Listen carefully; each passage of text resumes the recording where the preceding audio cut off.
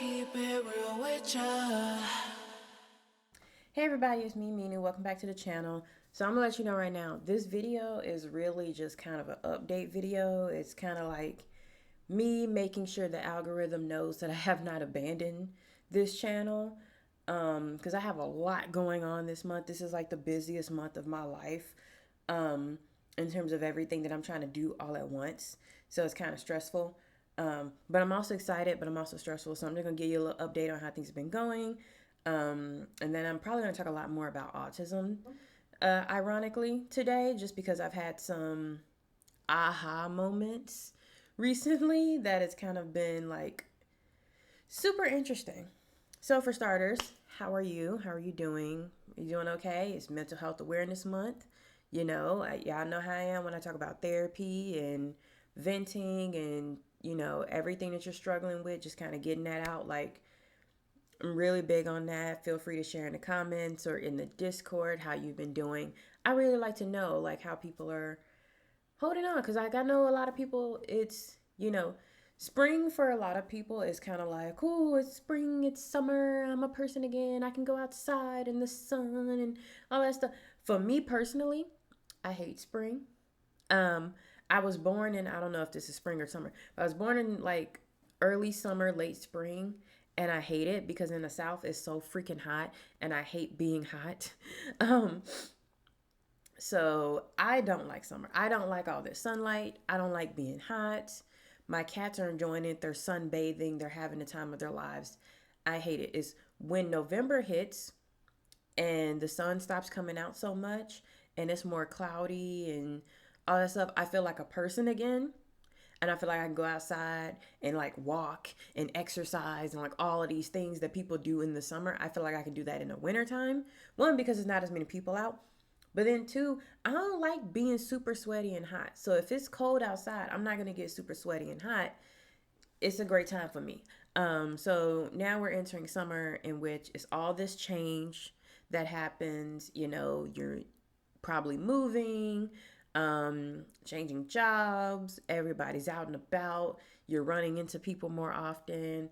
And I'd rather just be inside with my AC up with a blanket on, and my blinds closed, pretending that it's not summer. I also hate that I have to get up so early because I literally like, I get up when the sun comes up.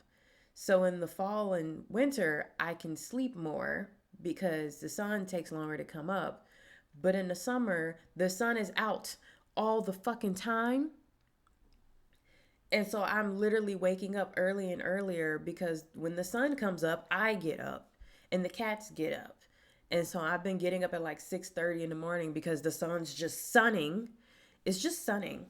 And I can't stand it. And I also can't stand when my shirt is not okay. Um yeah, so I don't know if other people are like me where, because and also to the bugs, the wasps, they be knocking on my door like, come outside, we ain't gonna jump you. Like, they just be bullying me. Um, I went out and I was hanging out in somebody's backyard for just not even that long. I probably stayed like 10, 15 minutes. A week later, I still got red bumps all over my body from how I got tore up from the mosquitoes. They bit me through my clothes, y'all. Like, I hate it so much. Yeah, so it's summertime and I'm exhausted and my allergies are acting up because it's also spring. And when your allergies act up, you get more inflammation. And then more inflammation means more uterine cramps. It never ends in the spring and the summer. It's the worst time for me. Now, if I live further up north or something, it'd probably be a different situation. But as it is right now, it's a hard time. That's why I look tired because it's spring summertime. It's awful. Um Also too, so yeah, a lot of stuff happening this month. My apartment, of course they raised the rent. I knew they were going to raise the rent. I didn't think they were going to raise the rent to be more than what a new applicant would pay. You remember when they used to, one, not raise your rent at all, right? Keep it the same to incentivize you to stay. But two, if they did raise the rent, it would always be lower than whatever a new person would pay because that would incentivize you to stay. They raised my rent to more than what a new person would pay to live in my same exact apartment. How'd that work? How does that make any sense? Like, it's at the point, and this isn't like a private landlord, and this is corporations, right, who own these apartments. They don't even care. They literally are just like, we don't care if you're a good tenant. We don't care if you've been here a long time. We will cycle through people over and over again. We don't care how much hassle it is or how it makes it to where you don't have a good, consistent community. Like, we just cycle through people because it's rent and we can do whatever the fuck we want. And where I live, there's a huge, well, everywhere is a housing shortage, right? But there's a huge housing shortage where I live because there's an influx of jobs and an influx of remote workers, but not enough homes or apartments to house everybody. So, yeah, and they're building like crazy, but that's also a problem. Like, they're not building these houses with quality, they're building them with quantity, like putting them up as quickly as possible to get more homes for people and sell more homes basically because they're buying up land left and right. But I was just shook and I was like, why is this more than what a new person would pay for this apartment? And they're like, well, we'll give you a discount if you sign it in 3 days. And I was like, 3 days? You're not giving me any time. They're like, yeah, I'll give you, we'll give you a discount if you sign it like right now, this moment. And I signed it. And I was like, man, did I screw up on this? And then I'm like, nah, I'm just gonna move. So I'm still like, I can still give notice to move out, which is good because I talked to the property manager. Like, I don't want to do this. But I was just like, housing is ridiculous right now. Like, rent is ridiculous right now. Like, I pay more than I ever thought that I would pay to rent. Just knowing how much mortgages cost in the areas where I grew up, my mom's mortgage, my aunt's mortgage, how much rent was in my hometown, how much rent is where I am now. Granted, I could live in a more dangerous area, like I could rent a room in somebody else's house, but I don't want to do that. I don't want me and my cats to be living in a room in someone else's house. You know, I'm using their bathroom and trying to share a fridge with some stranger that I pay money to because I'm paying off their mortgage. Sorry, that was a rant. But anyway, I want to talk a little bit about just how things have been going, mental health stuff, autism stuff, and some aha moments that I've had. I'm very upset that this brand of tea that I like changed their design. So now holding the bottle feels different because it's skinnier and then they have these grooves on the top of it. I hate it. I hate it. I don't know who told them to change this bottle. I've been drinking this exact brand of tea since like 2017, and they've decided to change not just the shape of the bottle, the feel of the bottle. And now I'm convinced it don't even taste like the original either. I feel like the formula's different. I compared the ingredients on the bottles. It's the same ingredients. I feel like the concentration is different. I don't know. It just don't even taste the same like it used to. And I'm very upset because I drink this tea every day. I'm very upset about that. Anyway, so in honor of Mental Health Awareness Month, I took the opportunity to tell my manager that I was autistic. Now, why would I do this? It's really a test. Because when I was last around my UK coworkers, now I'm not doing this with the Americans because we already know how it is, American corporate culture. Anything you say can and will be used against you. And I've learned that from working in HR. It all can be used against you in some way, shape, or form. So you have to be very strategic about that. But when I was last in London and I was hanging out with everybody at the bar and we were all like drinking and talking, one of my coworkers admitted to having ADHD. And so I admitted to being autistic so we can, like, you're not alone. I feel you, sis. So a lot of people kind of already know, but my current manager didn't know because she wasn't there at the time. So I took this moment to tell her that I was autistic, mostly as a test, see how she would react, see if she changes her behavior, because I'm hoping that this could be a company that I could be at. Not a company. I'm hoping that this could be a manager or team that I can be at for longer than a year and a half. You know what I mean? And in order for me to have longevity with the company culture, I have to be comfortable being myself. And so far, they have let me be really comfortable being myself, being that direct, straightforward person that I am. They appreciate that I'm not passive aggressive. They appreciate that what does she call me? A straight shooter. She's like, I've known since I met you you're a straight shooter, and I love that. I'd rather I have somebody who just says exactly what it is and we can just get the work done. So she's already accepted those parts of me. But I was like, listen, Minu's autistic, okay? Very autistic. Um, she didn't ask me to describe any of my symptoms or anything like that. I wasn't asking for disability accommodations, but I was saying it as a way of saying, this is why I am the way I am. This is a part of me. This is a part of my identity.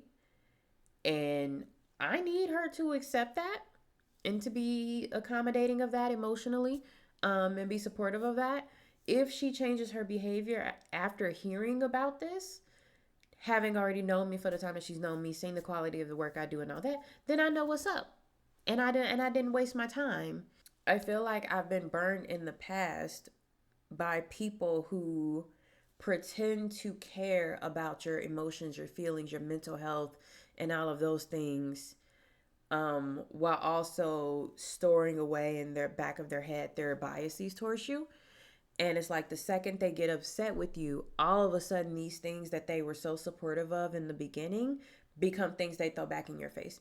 I had a trash manager once, and it was during Mental Health Awareness Month, and there was all these things going on about, like, we were attending these Zoom calls about mental health and therapy and resources and stuff like that. And I had talked to the manager about how I was so happy that the company was doing stuff like that and providing, like, it's called EAP in America, so Employee Assistance Program, and it's basically, I think it's like 6 free therapy sessions, and so they would pay for you to have 6 therapy sessions with a therapist. And depending on the company, it could be 6, it could be 8. It's not like it's legally required, but it is something that some companies do. And so I remember talking to her about that and how great it was to, like, be open and honest about therapy and how great therapy had been for me, as saying, okay, I'm someone who's gone to therapy and I'm someone who struggled with mental health. And then they were like, oh yeah, like, I'm so glad that you're, so open about this, and it means a lot, and I struggle with anxiety and then it's too. So like we you would think we were bonding. But then when I pissed her off, she rubbed it in my face that I was somebody who needed to go to therapy to get myself right, to deal with the stresses of the job. And she didn't need to go to therapy because she could just deal with it. She could just work through it. Bitch, you was crying on your birthday. Shut up. Like, you're crying at work. You are not just getting through it, okay? You crack under pressure.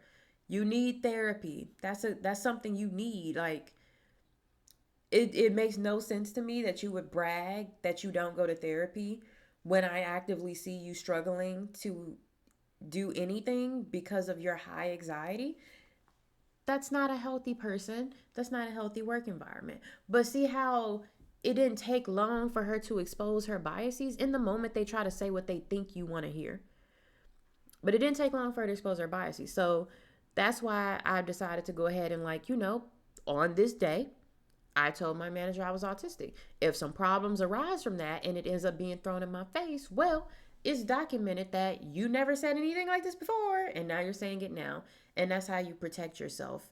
I had distracted by the cats and I lost my whole point of thought. But yes, how you protect yourself is documenting when you disclose things, disclosing things, and then when people act differently, then you can argue that it's because of the thing you disclosed. So I communicated to my manager. I was like, just so you know, like, I understand that a lot of people, a lot of Americans especially, they're very, that's Sadie. My allergies are killing me and you're doing this. Sadie. As I was saying, especially with her wanting me to come back out to the UK and, like, see all the new people and, like, all of that. I was like, yeah, so just remember, like, I don't make good eye contact. I'm looking at a camera right now. When I'm actually around people, I don't look at them. I don't look at their face for long periods of time. I look at them briefly and then I look away and then my eyes just kind of wander around the room. Unless you have a cool shirt on, and then I'll just be looking at your cool shirt. But other than that, I don't be looking at people like that. So don't take it any personal way. It's not that I think you're ugly. I don't look into people's eyes. That's weird for me. And it hurts. I strain to look at people's eyes.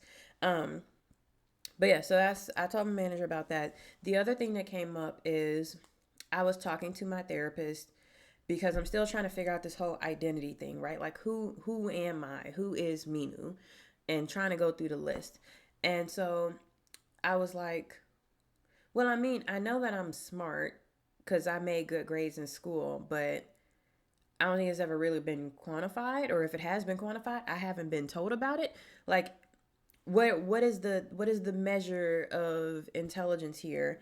And we ended up talking about it, and I remembered it unlocked a memory of when I was like a teenager, I think. Teenager, older, late teens, early 20s, maybe.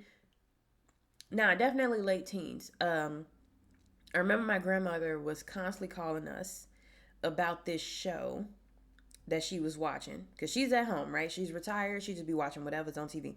And she kept talking about this show and this white dude on the show that reminded her of me. And she would call us and she'd be like, it's this little white boy and da da da da da da da. White, it was a white man, but my grandma was like, it's a white boy. And I had no idea what she was talking about.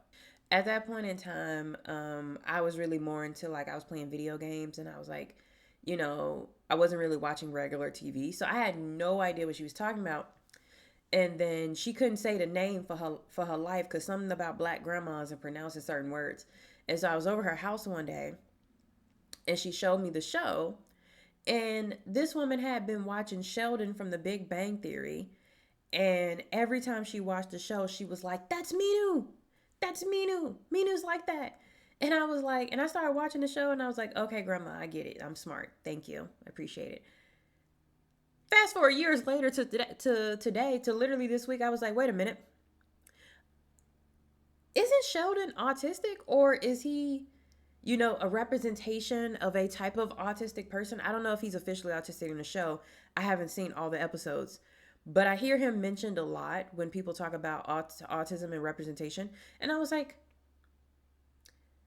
so my grandma was peeping from however old I was when that show started coming on and she was watching it, that I was autistic.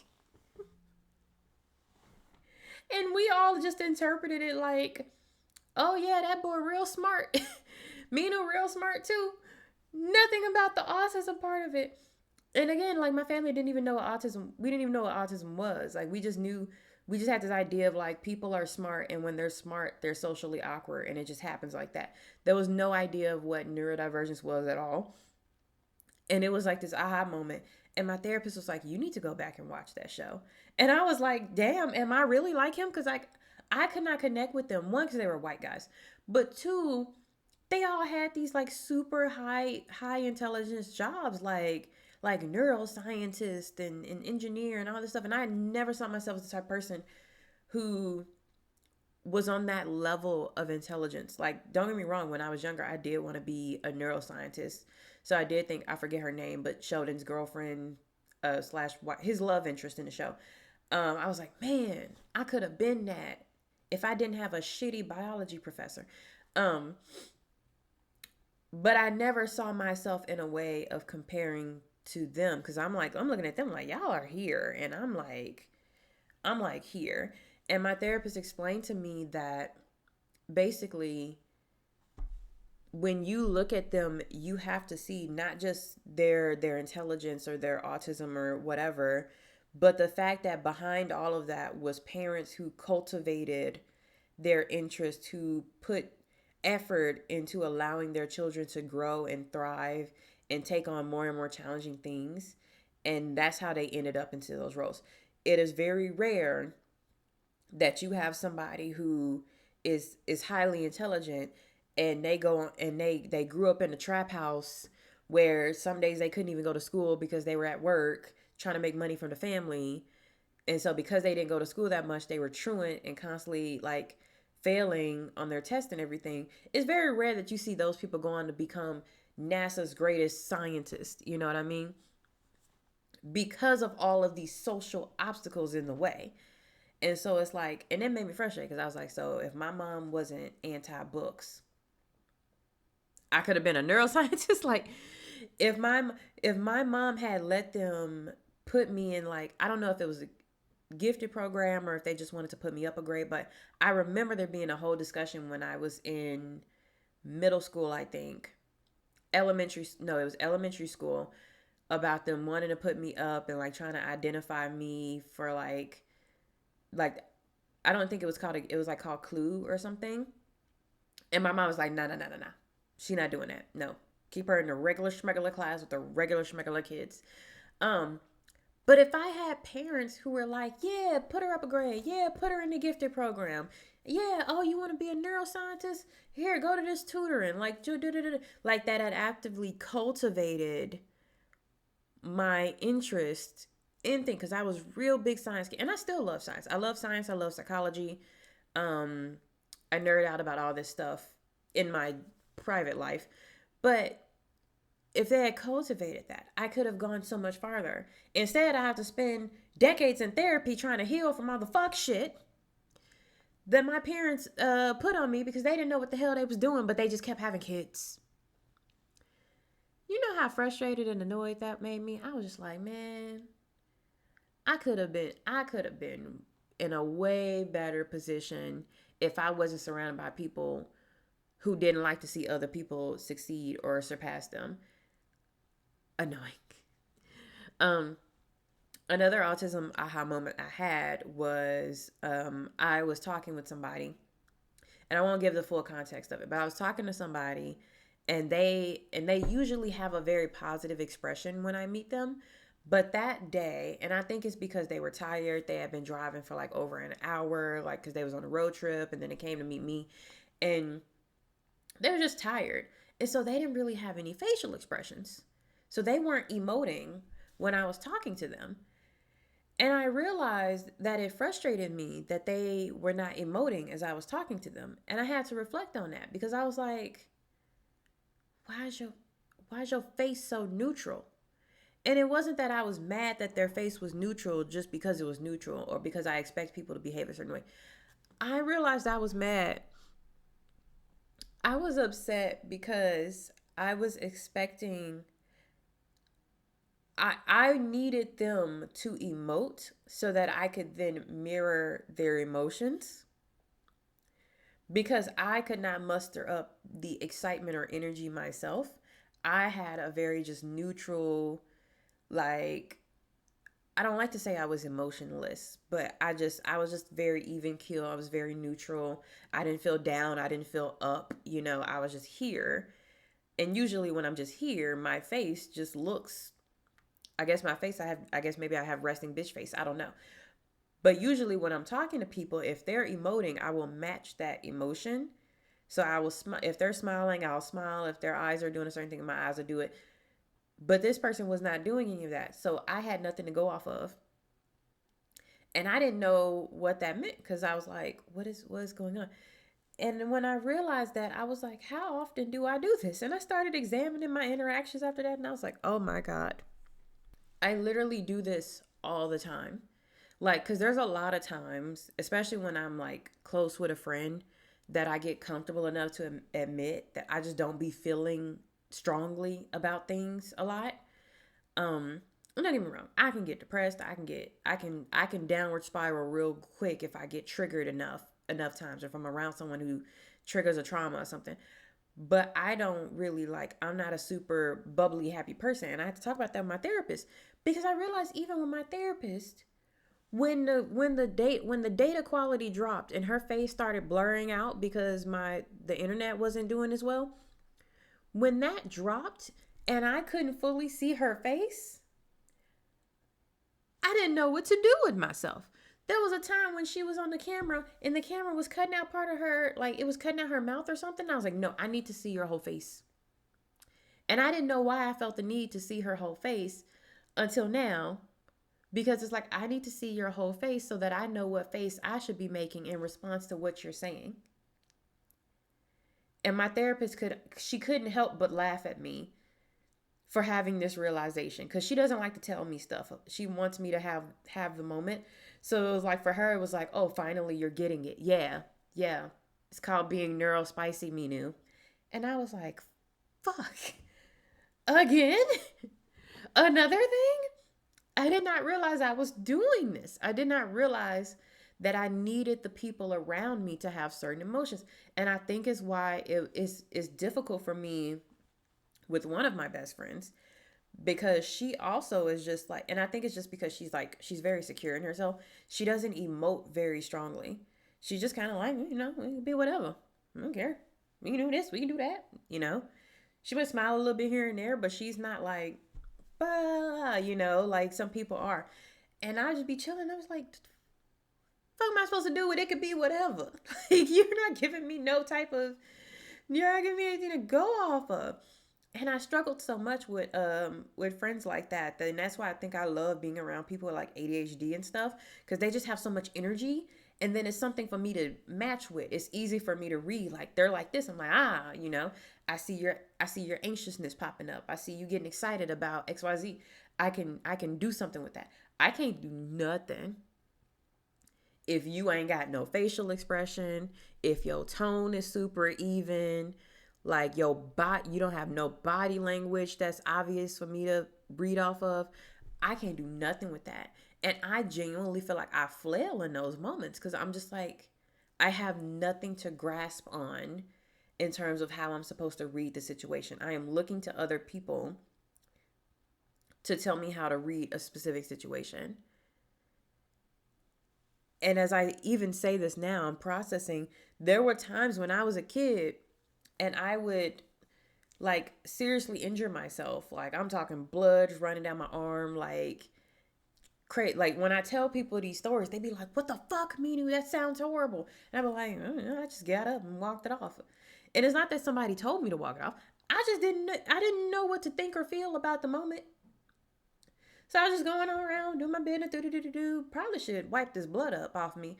And it wasn't until other people were like, "Oh my God, are you okay?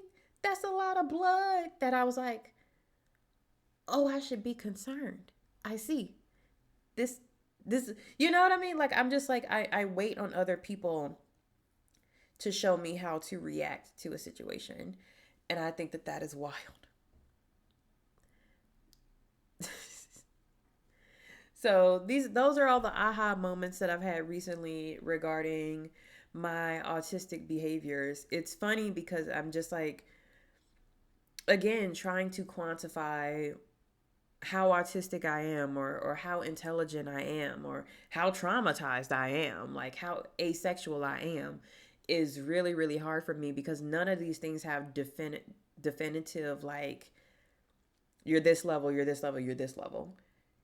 All of those things are like spectrums, and it's really, really hard. Not to say asexuality is not a spectrum, but gray sexuality is a spectrum.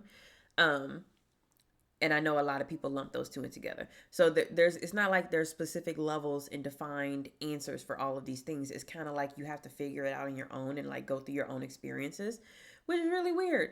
Um, but yeah, I want to share that. I'm also, so for the last 2 weeks of May, I will be in Japan. Hopefully having a good time. Hopefully. Hopefully I don't panic or freak out because I'm in a foreign country by myself. And it's not the first time I've been in a foreign country by myself, but the last time I was in a foreign country by myself, I panicked and I freaked out. So I hope that I don't panic and freak out this time. So for that period, and then I would say the week after, I wouldn't expect a video from me just because I got a lot of stuff going on. I might be moving in June. So I just don't want to overwhelm myself any more than I've already overwhelmed myself. I mean, between work and travel and potentially moving, I'm going to be very overwhelmed. So appreciate y'all patience on that. I will be posting pictures from Japan on Instagram.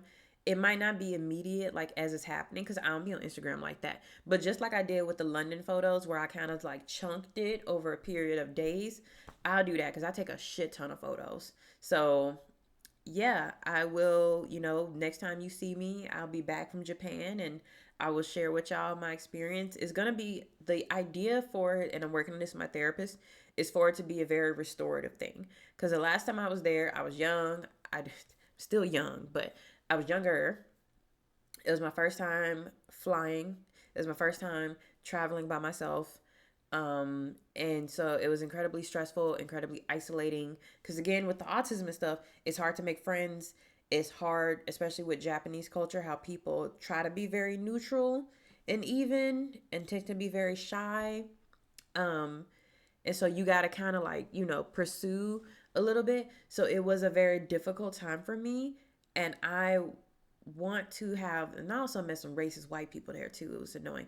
But so I'm also trying to make it a restorative thing where I choose where I go. No one chooses it for me. So I'm going to know where I'm going.